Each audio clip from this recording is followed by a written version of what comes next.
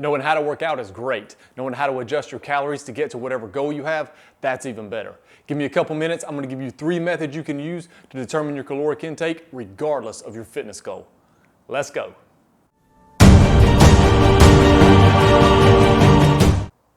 Hey everybody, welcome back to Dark Horse. My name's Brandon. I'm gonna give you 3 methods you can use to determine your caloric intake, whether you're trying to lose weight, build muscle, or whether you like the way you are and you're just trying to stay the same.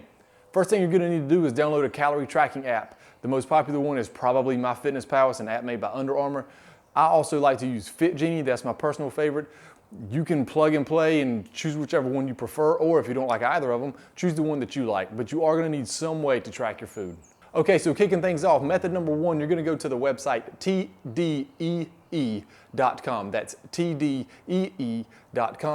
You answer a couple of super brief questions. There's only like 4 or 5 of them, and then they will give you a caloric number.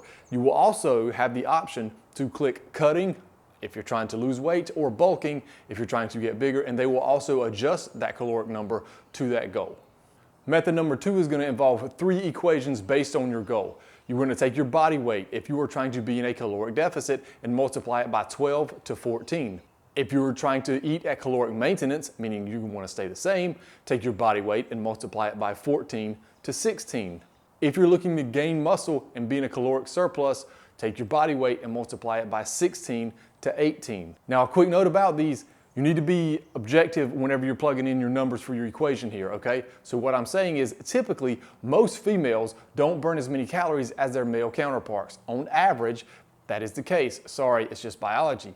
So if you're a female who has an overall sedentary lifestyle and you work in an office or you do a lot of sitting during your day, you don't really get that much activity, you may want to err a little bit more towards the lower end of whatever equation you're going on based on your goal. Contrary to that, if you are a male who is a construction worker and you go to the gym 4 or 5 nights a week, you're probably gonna wanna err to the higher end of your equation just because your activity level is so high.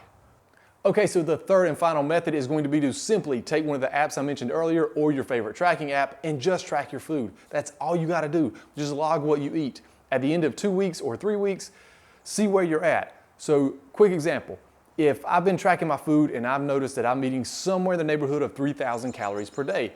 If I'm gaining weight, then I know that obviously if I want to lose weight, then I need to eat south of 3,000 calories per day, right? I know that for a fact because I have tried this with myself.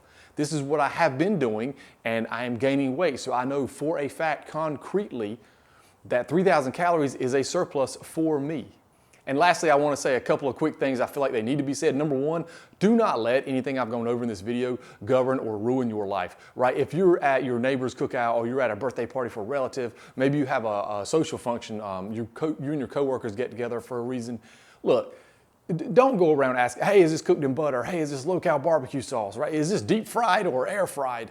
Like, don't do that. Don't do that. Don't be that person. Listen, if you get it right 90% of the time, you're batting 900. Take the win, okay? The 1 time out of 10 that you don't eat like you're supposed to, it's not gonna matter. It's just not, okay? Last thing I wanna say is, listen, everything in this video is very general, okay? No one can tell you specifically down to the exact calorie how many you need day in and day out. Why? Because so many people are so very, very different, number 1. And number 2, caloric needs differ day to day, even within an individual, because some days you're just more active than others. That's just how life is. But at least this will give you a good ballpark to be in, and it is also a very good jumping off point for you, especially if you're new to fitness. If you want to see different calorie tracking apps reviewed, the ins and outs of them, I would love to do that for you. Let me know down in the comment section. I've used quite a few of them, so I feel like I have a pretty good perspective on it. Until next time, be a dark horse.